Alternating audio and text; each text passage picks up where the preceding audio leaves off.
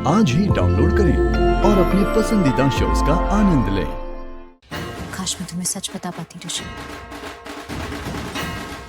लेकिन ईमानदारी से बोलूं तो अब मुझे तुम्हें कुछ भी बताने का दिल नहीं कर रहा, क्योंकि तुम मुझ पर भरोसा ही नहीं करते। मैं जो कुछ भी बोलूंगी तुम्हें झूठ ही लगेगा।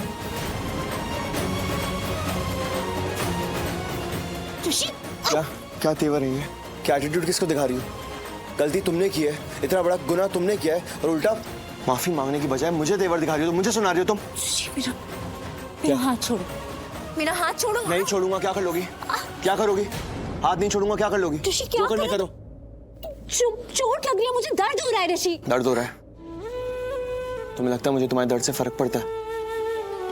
एक टाइम था जब फर्क पड़ता था। चोट तुम्हें लगती थी, दर्द मुझे होता था, लेकिन अब बिल्कुल नहीं। क्यों दर्द नहीं होता तुम्हें? मुझे चोट पहुंचती है तो तुम्हें दर्द क्यों नहीं होता? जबकि चोट तुम ही दे रहे हो मुझे। क्यों होगा दर्द? आज ऋषि, सॉरी। क्या मतलब है सॉरी का? अब क्या फायदा सॉरी बोल के? मुझे चले जाना चाहिए यहाँ से, वापस पुलिस स्टेशन ही चले जाना चाहिए, क्योंकि जो सोचकर मैं यहाँ आई थी वो तो अब नहीं हो पाएगा। मैंने सोचा था मैं यहाँ आऊंगी, तुमसे बात करूंगी, तुम्हें सच बताऊंगी, तुम्हें कुछ चीजें समझाऊंगी और फिर बाकी सब कुछ तुम संभाल लोगे। लेकिन अब मुझे लग नहीं रहा है कि ऐसा कुछ भी होने वाला है, तो जैसे तुम बदल गए हो वैसे मुझे भी बदल जाना चाहिए। क्या ड्रामा क्या है ये? क्या कर कैसे लेती हो तुम ये सब? हाँ, खुद ने इतना बड़ा गुनाह किया है, तुमने खुद कबूला अपनी गलती को, और फिर अब तुमने ही कहा था ना कि जो कुछ भी हुआ तुमने ही किया है, तो फिर अभी क्या बोल रही हो? मैंने बोला था, बार बार बस यही बोले जा रहे हो कि मैंने बोला है, मैंने कबूल किया है। हाँ, मैंने कबूल किया है, लेकिन उसका क्या जो मैंने कोर्ट में बोला? कटघरे में खड़े होके गीता पे हाथ रख के कसम खा के बोला है कि मैंने नहीं किया, मैं नहीं हूं गुनहगार। उस पर विश्वास नहीं कर रहे हो तुम? तो अपने हिसाब से, अपनी सहूलियत के हिसाब से तुम्हें जिस चीज पर विश्वास करना है तुम उस पर ही विश्वास करोगे। लेकिन अब मैं सच में दिल से चाहती हूँ कि मैं तुम्हें कुछ भी ना बताऊं, कुछ भी नहीं। चलो अंदर। क्या जरूरत थी काव्या को छोड़ने जाने की? तुम्हें पता है ना बाहर की रोद कैसी, मौसम कैसा है, और तुम्हारी हालत ठीक नहीं है। कुछ हो जाता तो? और तुम्हें पता है तुम्हारे पीछे से शालू ने क्या किया? इतना बड़ा खेल खेल गई है वो। क्या किया उसने? अब उसने आंचल को बताने की कोशिश की है कि तुम्हारे पेट में जो बच्चा है वो ऋषि का नहीं है। What? उसने भी वही कर रही है? इस मैटर को उसने अभी तक छोड़ा नहीं है? नहीं छोड़ा है मलिष्का। उसने तो मुझे वार्निंग दी है, वो हमें एक्सपोज कर देगी, हमारा सच सबको बता देगी। इनफैक्ट उसने मुझे वार्निंग दी है कि अगले 48 घंटे में वो हमें एक्सपोज कर देगी। अगर हम चाहते हैं कि वो हमें एक्सपोज ना करे, सबको हमारा सच ना बताए, तो हम सबके सामने जाके सच बता दें, वो भी अगले 48 घंटों में। मलिष्का, ये कोई जोक नहीं है, समझ रही है तुम? ओह गॉड, ओह नो, मैंने आपको बताया ही नहीं।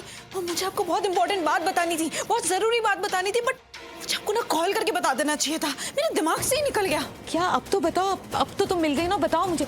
मलिष्का, मुझे स्ट्रेस हो रहा है, क्या हुआ बताओ। मॉम, लक्ष्मी वो जेल से भाग गई है। वो इसी घर में है और ऋषि के कमरे में है। लक्ष्मी, यहाँ इस घर में?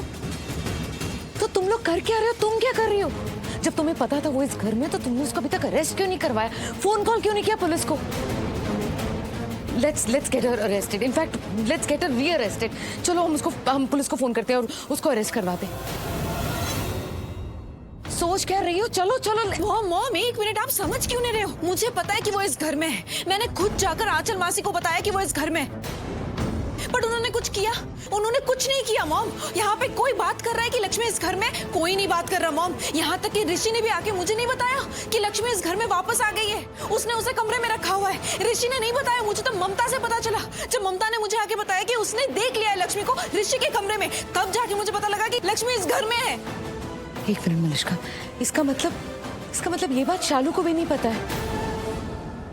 और अगर उसे पता होता ना, तो वो मेरे साथ इस तरह बात ही नहीं करती, वो ये बोलती ही नहीं कि वो हमारा सच सबके सामने लाएगी। अगर उसे पता होता कि उसकी बहन अभी यहाँ इस घर में है, एग्जैक्टली माई पॉइंट। यही तो मैं आपको समझाने की कोशिश कर रही हूँ। हमें आइडिया ही नहीं ना mom, they both are together. ये शालू और लक्ष्मी मिले हुए हो, सब मिले हुए हो।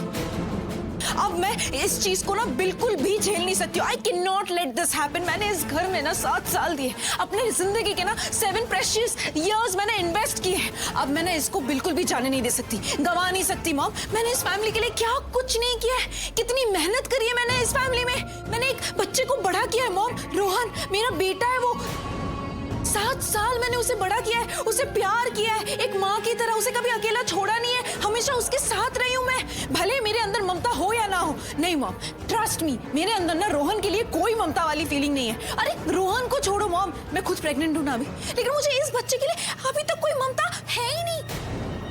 मुझे ऐसा कोई फीलिंग आ ही नहीं रहा, मुझे माँ वाली फीलिंग नहीं आ रही।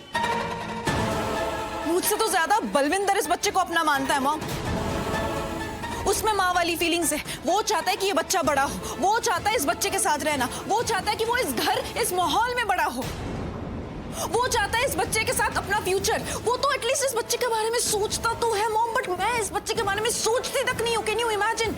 मैं इस बच्चे को ना सिर्फ और सिर्फ यूज कर रही हूँ ऋषि के करीब जाने के लिए और इस फैमिली के करीब जाने के लिए। मैंने इस फैमिली के लिए क्या कुछ नहीं किया। मैं इनके साथ कितनी अच्छी थी मॉम, बट इन्होंने कभी मेरी अच्छाई देखी?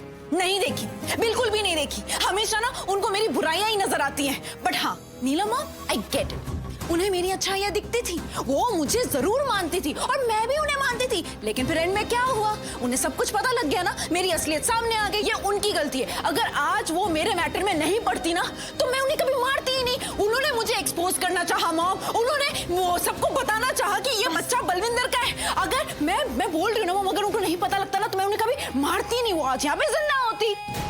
मलिष्का शांत। कैसे शांत हो जाऊं मॉम, कैसे शांत हो जाऊं? मैं गुस्से में हूँ और मुझे बहुत गुस्सा आ रहा है। कभी कभी ना मुझे लगता है कि मैं पागल हो रही हूँ, मुझे ना कहीं पे चले जाना चाहिए। मैं इनके लिए ये सब कुछ कर रही हूँ, इनके प्यार के लिए ये सब कुछ कर रही हूँ मलिष्का मैं। शांत शांत, बैठो उधर, बैठो उधर।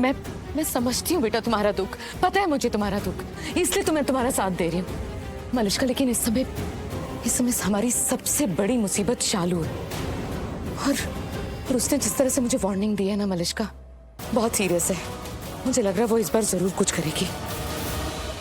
हमें पता है तुम आज डिटेक्टिव बन चुकी हो और एक केस है जिसमें हमें तुम्हारी हेल्प की जरूरत है।